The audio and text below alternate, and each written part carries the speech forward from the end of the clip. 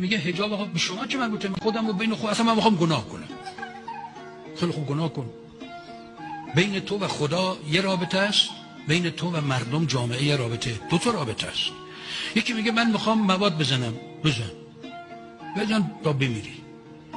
کسی هم نباید بیا یواشکی تو خونت ببینه تو چیکار داری میکنی. اما میگه من میخوام بیام تو خیابون مواد بزنم، میخوام به دیگرانم عرضه کنم. حق نداری، چون اینجا دیگه میخوای به بقیه هم صدمه بزنی. آیا من میخوام این خانومی یا آقایی بگه من میخوام برهنه باشم، بیام به خودم مربوطه. بله یه بودش به تو مربوطه، بین تو و خداست. گناه میکنی، نتیجهش خواهید دید، در آخرت خواهید دید. من آخرت رو قبول ندارم، خب نداشته باش، آخرت تو رو قبول داره. بعد میبینی میگه اصلا میخوام برم جهنم. خب برو به جهنم که میخوای بری جهنم. چرا میخوای جامعه رو جهنمی کنی؟ چرا میخوای بقیه هم با خودت ببری جهنم؟ چرا میخوای خانواده‌های دیگر رو متلاشی کنی؟ خودت میخوای بری جهنم، چرا جامعه رو فاسد میکنی؟ این مگه جامعه فاسد میشه؟